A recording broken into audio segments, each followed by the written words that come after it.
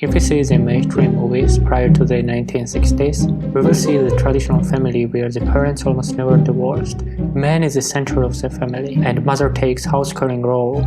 And movies almost never reveal husbands and wives' sexual lives. Sometimes we will even see that they are sleeping in separate beds.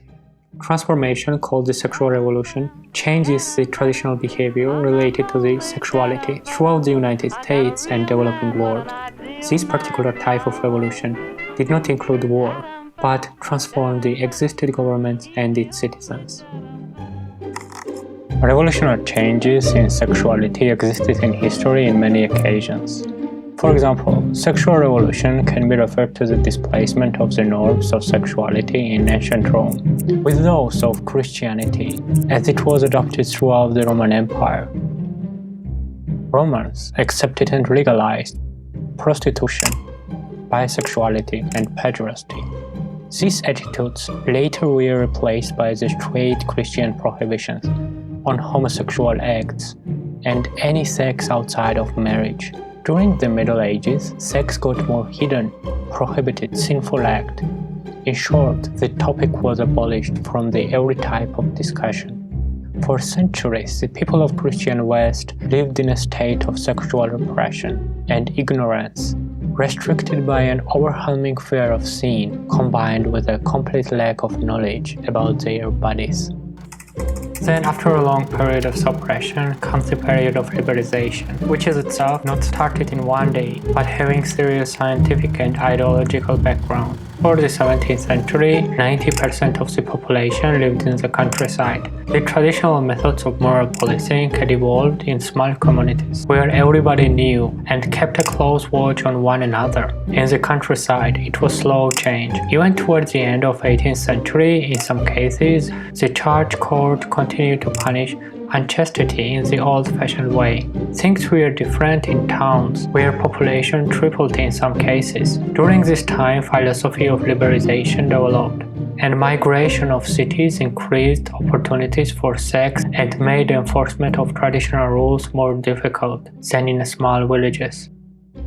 Industrial changes and mass education caused people to develop science of chemistry and healthcare. Manufactural changes already in 1855 led to the mass production of condoms that could be used by hundreds of millions of men and women to prevent pregnancy at a little cost.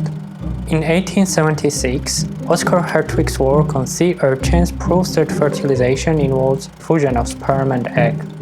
In 1929, scientists studied fertility to develop the rhythm method. The discovery of penicillin led to the significant reduction in syphilis mortality, which in turn spurred an increase in non-traditional sex at this time. Then in 1960s, Anowit hit the market as the first contraceptive pill, and the pill gets available for all the married women in all the states. The pill's revolutionary breakthrough was it allowed the woman to separate sex from procreation, since the women on the pill could control their fertility. Single and married women could have sex anytime, any place, and with anyone, without any risk of pregnancy. Women's sexuality was redefined, not in terms of simply pleasing men, but recognizing women's sexual satisfaction and sexual desire. While increasing world literacy, religious observance declined. People embraced new philosophical ideas of Sigmund Freud, Wilhelm Reich, Alfred Kinsey, and others. These new ideas reflected on filmmaking. Films of these days displayed explicit nudity, and even many movies highlighted homosexuality. Sex became open topic for discussion, and in 1955, controversial and innovative sexologist John Money first used the term gender. Access to the contraception, abortion, and divorce were obtained during the second half of the 20th century in the most industrialized European countries.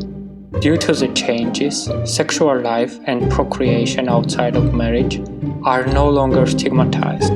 Same-sex unions and marriages were gradually recognized in the most Western European countries, beginning with the Netherlands in 2001. Till nowadays, process of sexual revolution continues, whatever it is for sexual rights or sexual and reproductive health.